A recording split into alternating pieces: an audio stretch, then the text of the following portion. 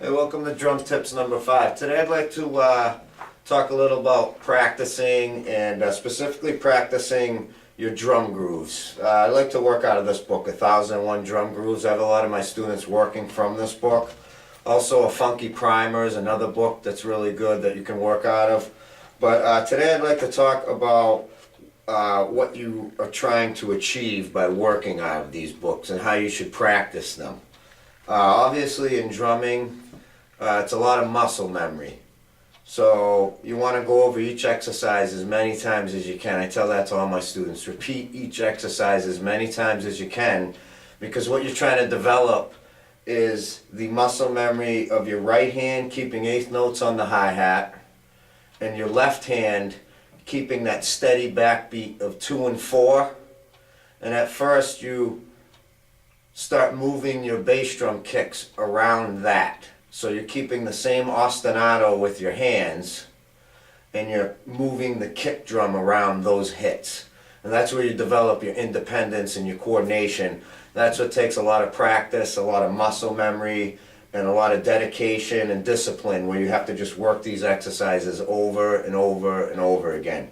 But once you do achieve that, I like to show you a few things that when I was taking lessons, what I used to do to try to expand my beats and be more creative with what I'm doing and make it more musical.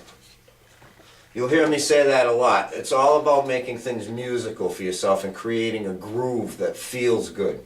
You take these exercises from the book, and eventually you want to be able to close the book, throw it to the side, and create things on your own, developing the coordination and the skills and independence from the book. So in this book, there's a lot of different sections, but the first section starts with rock beats. It goes to line 266, gives you all rock beats. Then it goes into a funk rock feel. Starts on beat 267, gives you some of those. And then another good one to work from are these blues 12/8 shuffle feels on page 45.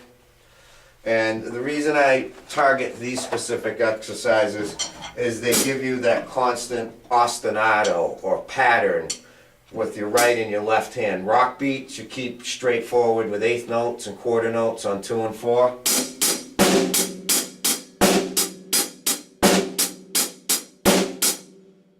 Same with the funk beats, but the funk rock beats you start adding in more kicks on the 16th notes.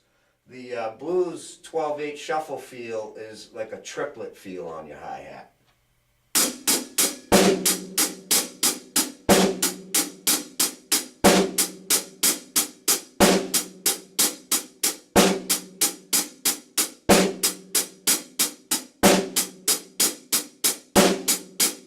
So you can see there's a difference in feel. One is an eighth note feel.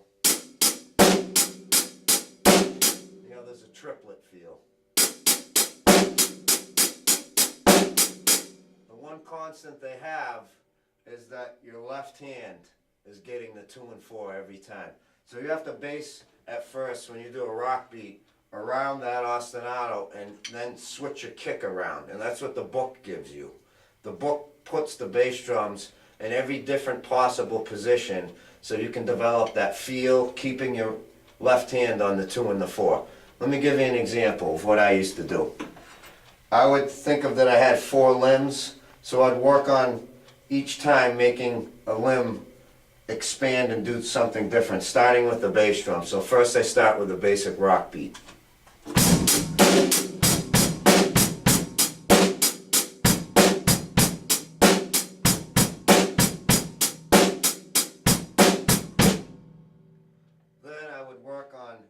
Moving the kick around but keeping my hands on the 2 and the 4.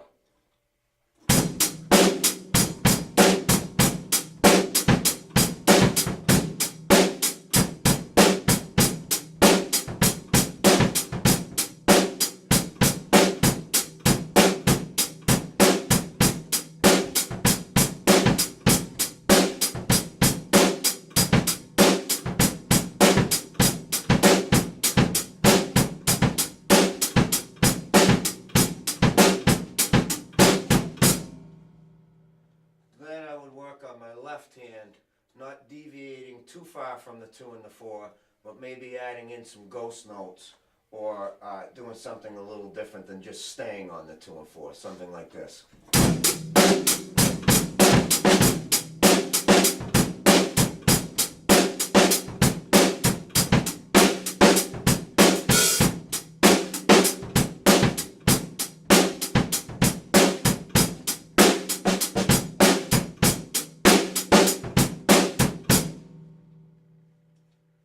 Then I would work something with my right hand where it wasn't just playing eighth notes.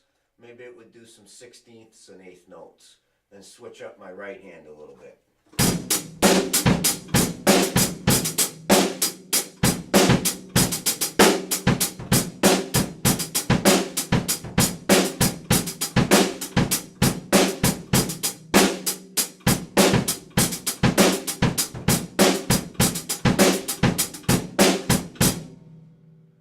Then I would work my left foot, which gets ignored a lot of times by a lot of younger drummers that are just starting off, taking lessons first year or two. They forget about the left foot. The left foot you can add in your hi-hat splashes.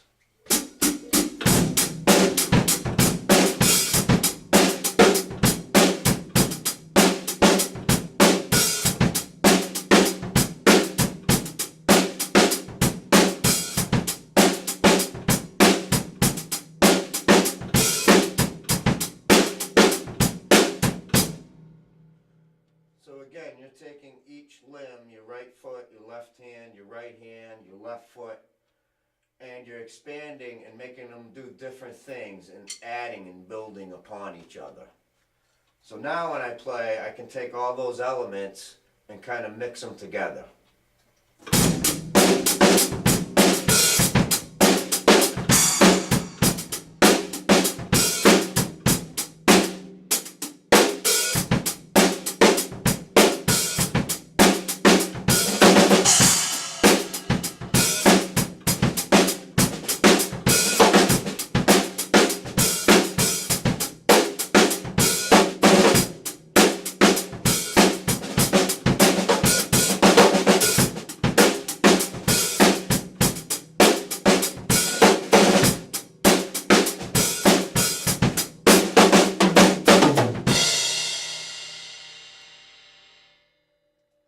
Another good thing to try is when you get comfortable with that, move your left hand up on the hi-hat once in a while.